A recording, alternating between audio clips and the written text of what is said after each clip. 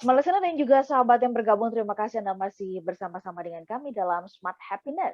Kami membahas mengenai tema yang sangat-sangat keseharian kita gitu ya, ada di sekeliling kita banget ini. Dan barangkali menjadi pengalaman pribadi kita masing-masing ya tentang nggak suka gitu ya, kemudian berubah menjadi benci. Tadi faktornya banyak kalau menurut Pak Arfan ya. Saya ke WhatsApp sebentar nih Pak Arfan ya, kita Ya, jadikan silakan Paula. bahan buat perbincangan kita di kesempatan pagi hari ini. Ada Ibu Laniwati ya dari Lampung yang mengatakan gini, sebenarnya Pak Arfan, kita memang harus menjaga hati nih ya, karena kalau udah benci pasti nggak suka. Nah, supaya jangan sampai deh berlanjut kepada kebencian, kita harus jaga hati. Nanti kita tanya kepada Pak Arfan ya, gimana caranya menjaga hati itu gitu. Kemudian ada dari sayang namanya nggak ada. Um, Kalau saya nggak suka sama sifat adik saya yang pesimis, kesel ya, sampai malas komunikasi, tapi dipikirin terus sampai berpikir bodoh amat deh gitu ya. Tapi bertahan sebentar terus mau komunikasi lagi gitu. Apa ini termasuk benci ya Pak Arfan ya? Dan bagaimana cara menghadapinya begitu? Silakan Pak Arfan. Ya, terima kasih Mbak Ola ya. Kalau sama adik ya, misalnya ini kok adik saya ini pesimis banget gitu ya. Kemudian Ya, saya mikirin dia gitu ya. Itu tanda sayang sih sebenarnya. Ya kan kalau nggak sayang masa bodoh gitu ya. Itu. iya, Tapi iya. kalau sama orang lain, nah itu biasanya itu yang namanya benci gitu ya. Benci. Jadi ini Ya, kan ya, ya. kita nggak suka sama pesimisme dia dan kita kepingin berubah, dia berubah jadi orang yang optimis kan. Berarti itu peduli sesungguhnya. Itu care ya, itu namanya care ya. Kemudian tadi menjaga hati ya. Menjaga hati itu kadang-kadang juga abstrak ya. Apa sih menjaga hati gitu ya? Kalau saya lebih cenderung mengatakan kasih ya. Jadi kita harus selalu menumbuhkan rasa kasih di dalam diri kita gitu. Cinta, compassion, love gitu. Itu harus selalu ditumbuhkan dalam diri kita. Kalau ada rasa kasih, itu insya Allah tidak suka, berhenti di tidak suka saja gitu. Itu Mbak Ola. Mhm, mhm. Oke, Pak Arfan, kita lanjut ya mengenai, ketidaksukaan ini, tapi bisa kalau kita nggak menjaga hati itu bisa berubah menjadi benci. Nah, Bisa ya. menyambung pertanyaan atau pernyataan dari Ibu Laniwati tadi di Lampung begitu, bagaimana kita bisa menjaga hati? Nah, kapasitas menjaganya ini tuh gimana gitu ya? Karena bisa saja, itu kan berulang ya, ketidaksukaan itu bisa berulang. Nah, apakah ada levelannya gitu loh? Pak Arfan kan kalau bolak-balik misalkan orang yang kita nggak suka melakukan hal yang serupa, udah dikasih tahu nggak berubah begitu terus, itu kalau mungkin dalam, titik tertentu bisa berubah menjadi benci bukan? Bagaimana tanggapan Pak Arfan? Tidak harus berubah menjadi benci ya. Mhm, Kalau kita punya rasa kasih, kita akan bisa melihat bahwa itu mungkin hanya satu perilaku dari sekian banyak perilaku yang dia miliki gitu. mhm, Iya mhm. kan? Misalnya beginilah ya. Misalnya ada orang yang selalu selalu telat gitu ya. Jadi nggak pernah on time gitu. Itu kan satu perilaku yang dia miliki kan. Tapi ada nggak perilaku lain yang dia miliki yang kita sukai? Kan mungkin banyak. Mungkin hanya satu perilaku itu aja yang kita nggak suka dari dia kan. Mhm. Jadi kita juga harus melihat orang secara lebih proporsional, Mbak Ola. Ya, Oke. satu hal yang tidak kita sukai dari orang itu tidak berarti kita tidak suka semua perilakunya gitu. Mhm, mhm. Jadi selama kita masih punya cinta, kita akan selalu proporsional dalam melihat seseorang, Mbak Ola. Oke. Pak Arfan, ini Pak Arfan barusan mengatakan selama kita punya cinta, kita akan bisa punya kita akan proporsional bisa melihat orang. Nah, dalam case-nya kan seringkali kita ambigu ya, kalau kita bicara tentang cinta, ngapain dia cinta sama saya gitu kan, atau ngapain saya cinta sama dia. Jadi Ya, kata-kata cinta itu seolah-olah hanya menunjukkan bahwa ini perkaranya adalah perkara asmara. Nah, cinta yang Bapak maksudkan ini semestinya yang seperti apa Pak Arfan? terima kasih Mbak Ola ya. Cinta yang dimaksud adalah kasih gitu ya. Jadi kasih, care gitu ya, Mhm. kepedulian atau compassion gitu. Mhm. Belas kasih, sesungguhnya itu Mbak Ola. Oke. Ya, kalau kalau bicara love itu seringkali kan itu asmara ya. Ya tidak Mhm. harus itu. Cinta itu dimensinya sangat banyak, Mbak Ola. Jadi Mhm. ini yang dimaksud adalah cinta kepada sesama gitu. Kira-kira begitu, Mbak Ola. Mhm. Oke, supaya kita tidak salah, pengertian ya, atau salah mengartikan ya. Ya. Nah, Mungkin lebih enak eee, kalau dibilang kasih kali ya, kasih ya, lebih netral ya, heeh, kasih gitu iya. ya. Nah, Ya. bagaimana dengan ini kalau kita lihat ya dalam berbangsa dan bernegara gitu loh Pak Arfan ya, Ya. seringkali kita lihat ada banyak sekali bibit-bibit kebencian. Nah, Ya. kalau Pak Arfan itu, persepsi saya nih, saya melihatnya itu sebagai bibit-bibit kebencian. Atau sebenarnya menurut Bapak itu belum taraf kebencian kok, itu baru nggak suka. Tetapi kalau, nggak suka kenapa kayaknya, ya, setiap langkah itu kayaknya jadi bahan perbincangan gitu ya, Ya. setiap ucapan itu kok diperhatiin, itu berarti saya Berarti berpikir, apa tuh? Ya kan jelas kan? "Berarti ini orang benci banget kali ya?" Nah, Iya, iya. iya. Jadi Nah, itu kalau menurut Bapak kalau di tengah kehidupan kita bermasyarakat, lebih kepada karena apa faktornya? Perbedaan-perbedaan yang memang banyak atau bagaimana? nah itulah karena kurangnya kasih Mbak Ola. Perbedaan itu kan sesuatu yang sunatullah ya. Perbedaan itu kan natural law, hukum alam ya kan. Dan perbedaan itu kan yang bikin bukan manusia, kan yang bikin Tuhan kan. Jadi perbedaan itu adalah produk Tuhan. Itu. Nah, kalau Anda tidak suka sama perbedaan, berarti Anda nggak suka sama Tuhan gitu, karena Tuhan itu yang bikin gitu. Jadi Tuhan itu yang bikin gara-gara gitu, sebetulnya. Tuhan itu yang bikin gara-gara, iya kan? Kok dibikin Gara-gara beda sih gitu ya. iya Jadi ya? iya. Nah, orang yang positif kan akan melihat perbedaan itu justru adalah keberagaman gitu yang membuat taman bunga ini menjadi indah gitu karena dia berbeda-beda kan seperti itu. Nah, tapi sayangnya ada banyak orang yang tidak bisa melihat perbedaan itu sebagai produk Tuhan gitu. Dia menganggap perbedaan itu produk manusia. Nah, kemudian dia tidak suka dan bukan hanya itu, dia sampai pada level membenci. Taunya dari mana membenci? Ya taunya ya ke, kepada orang yang dia nggak suka itu dibikinlah segala sesuatu kan, semua langkahnya diamati, semua ucapannya dibahas, dianalisa gitu ya, dibikin meme-meme, dibikin gambar-gambar yang membuat citranya seolah-olah buruk, kan seperti itu kan sudah sampai pada level benci berarti. Kalau hanya tidak suka aja nggak akan sampai sebegitunya gitu, ya Mhm, sampai mengerahkan buzzer-buzzer misalnya gitu kan. mhm. Kalau hanya sampai pada level tidak suka aja nggak akan sampai seperti itu. Ini kan tidak suka yang dipikirin, itu definisi benci itu. Tidak suka tapi dipikirin, itu definisi benci. Itu. Jadi makanya saya bilang tadi orang yang benci itu sakit gitu dan sesungguhnya orang yang benci itu sudah kena kutukan sih sebetulnya, Mbak. Oh, oke. Apa kutukannya? Kutukan yang pertama adalah ketika kita membenci, kita dikutuk untuk selalu mengingat apa yang kita benci. Itu kan Iya iya siksaan tuh sebetulnya ya. Itu iya. siksaan banget itu. Ya, ketika kita nggak suka tuh mestinya kita mengenyahkan itu dari pikiran kita. Nggak boleh mikirin itu. Tapi ini ketika kita membenci kita akan mikirin itu terus menerus. Nah itu kan sebuah siksaan. Di orang yang membenci itu sesungguhnya sudah dikutuk oleh kebenciannya sendiri. Nah yang Mhm, kedua hati-hati. Orang yang membenci itu lama-lama bisa cinta gitu. mhm. Seperti kita lihat juga kan dalam politik kan, orang-orang yang berseberangan, yang betul-betul kelihatannya saling gontok-gontokan dan sebagainya, satu ketika dia harus menelan ludahnya sendiri gitu untuk bergabung gitu, untuk bergabung bahkan menjadi pengikutnya yang paling setia gitu. Nah itu kan akhirnya apa? Dia dikutuk untuk menelan ludahnya sendiri dan istilahnya harus menutup mukanya sendiri gitu kan, sebetulnya malu kan, harus oh tahu-tahu kok saya jadi berada di pihak dia sekarang gitu. Iya Padahal iya. sebelumnya saya selalu ngatain dia nggak habis-habis gitu ya, membenci dia gitu. Kok sekarang saya ada di pihak dia? Itu kan sebetulnya malu, tapi ya apa boleh buat gitu. Jadi orang yang membenci itu hati-hati ketika Anda membenci seseorang, ada dua kutukannya.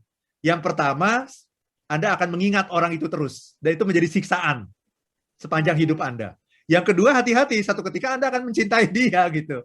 Dan itu Anda nggak tahu harus harus meletakkan muka Anda di mana gitu ketika Anda harus berbalik arah gitu Mbak Ola.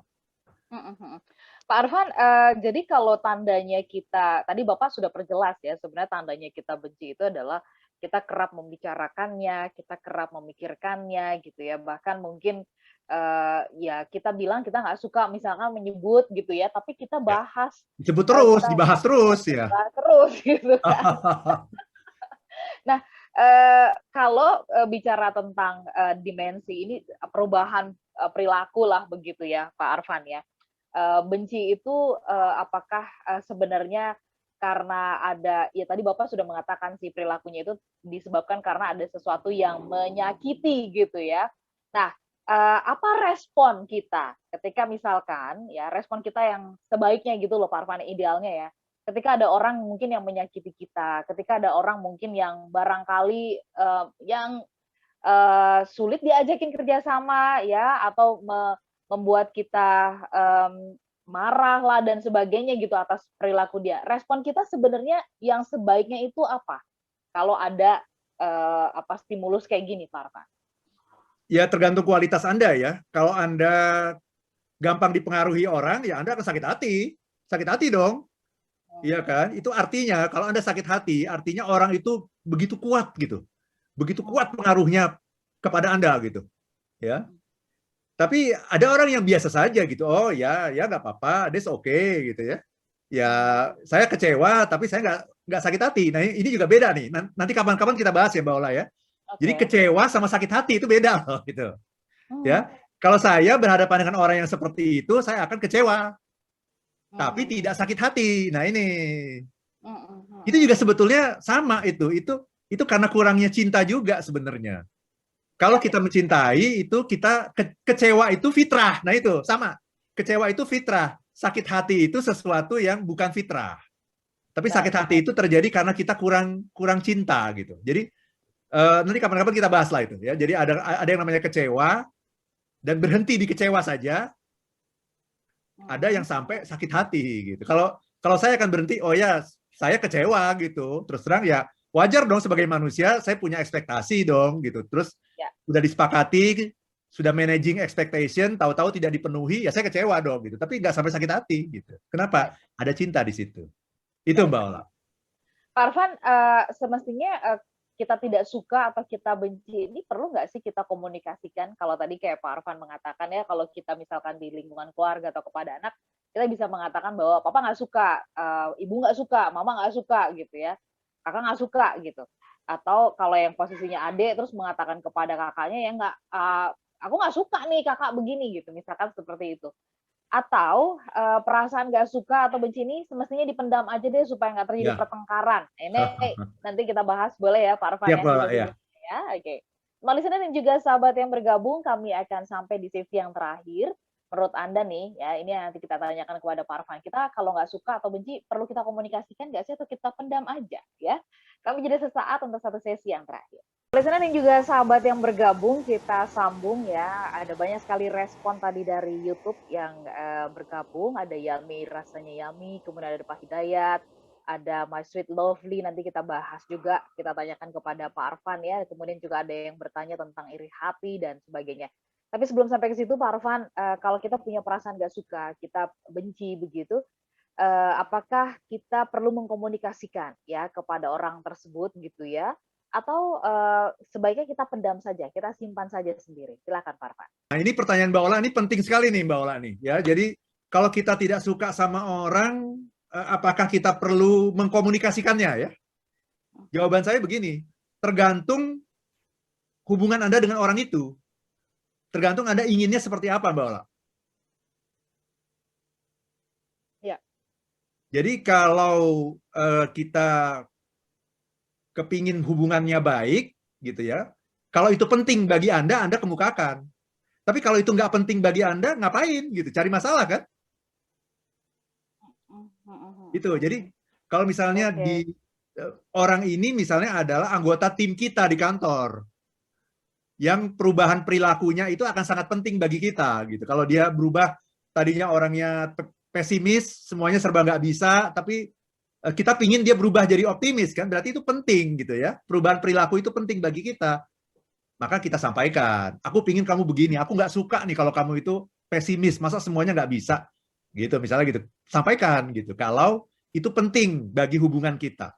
Tapi kalau itu nggak penting bagi hubungan kita gitu, berinteraksi sama dia juga jarang, mungkin kita juga nggak pernah ketemu gitu, ya mungkin satu kantor tapi nggak pernah ketemu, departemennya juga beda misalnya, nggak ada urusan pekerjaan gitu ya, ya buat apa gitu, itu hanya akan cari masalah gitu.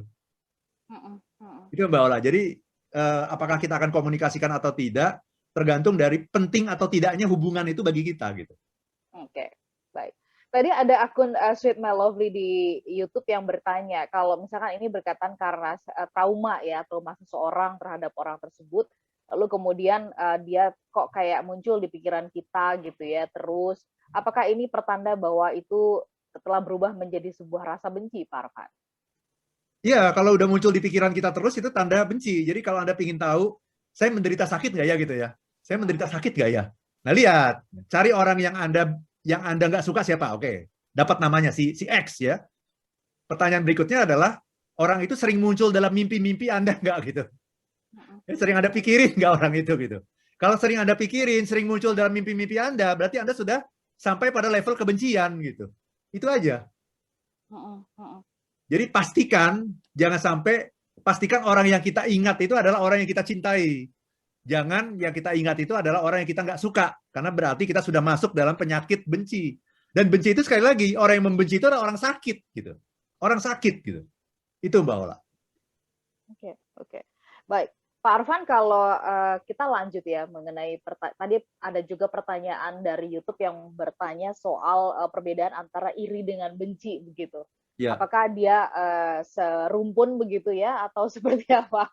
Pak Arfan mungkin bisa kasih pandangan ya, silakan. Ini bisa satu tema tersendiri nih Mbak Ola ya, mengenai iri gitu ya. Karena kalau iri itu ada bagusnya loh Mbak Ola. Betul. Ya, nanti kita bahas lah ya. Kalau saya ngiri nih sama seseorang nih karena kok dia hebat banget ya gitu. Dan saya ingin belajar dari dia.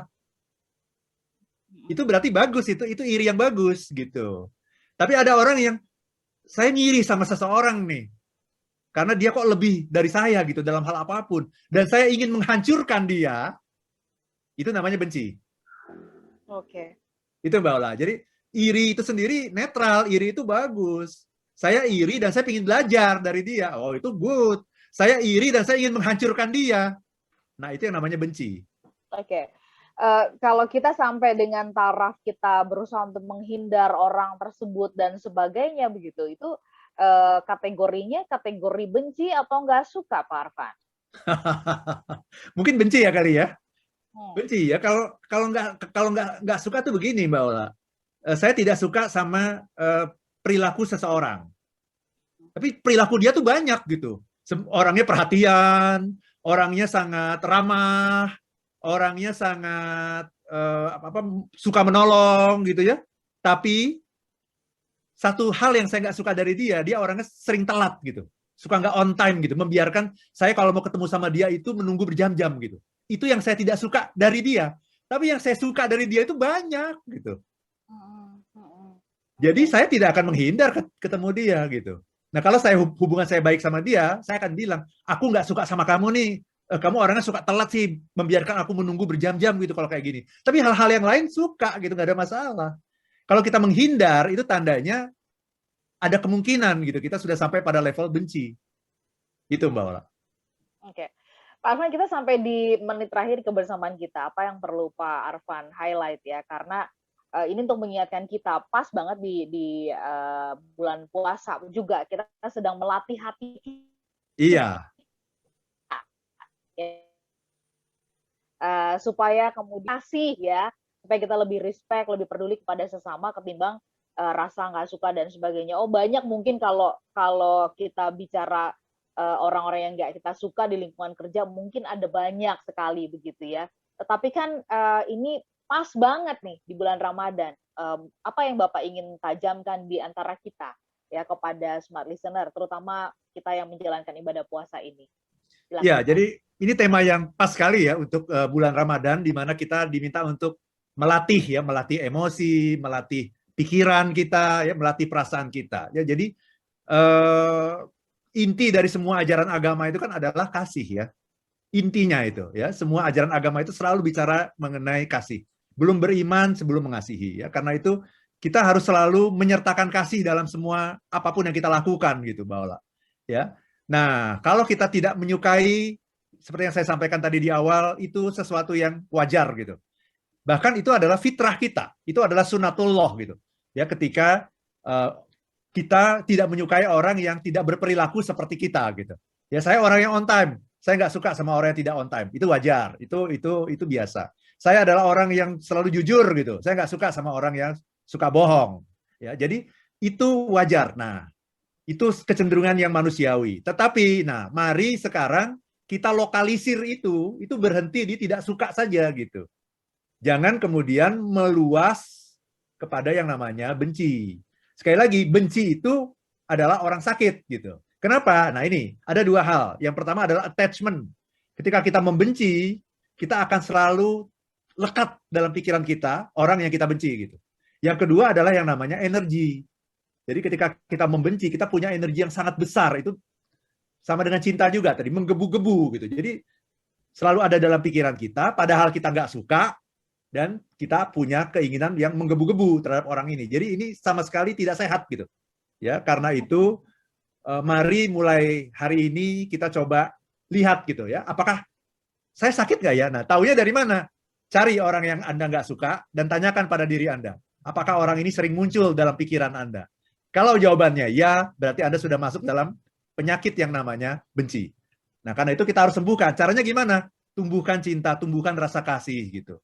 Perbedaan itu adalah fitrah. Perbedaan itu adalah produk Tuhan, bukan produk manusia. Justru berbeda itu bagus. Nah, jangan sampai perbedaan itu malah menghasilkan kebencian gitu.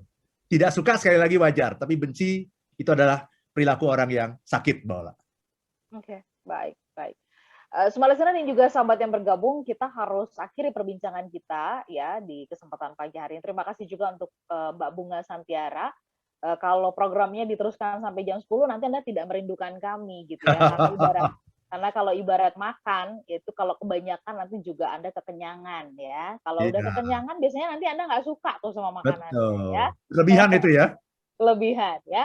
Selamat menjalankan ibadah puasa bagi Pak Arfan dan juga kepada smart listener yang hari ini menjalankannya.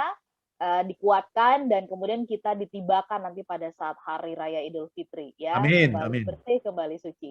Amin. Selamat beraktivitas ya, pastinya di akhir pekan ini semangat ya karena lebaran tinggal 26 hari lagi. Siaran ulangnya ini ada di hari Minggu jam 7 malam. Kami pamit. Sehat-sehat untuk Pak Arfan ya. Sukses untuk semua pekerjaan dan tugas-tugasnya. Saya Ola Nurlija. Dan saya Arfan Pradiansyah. If you wanna be happy, be happy now.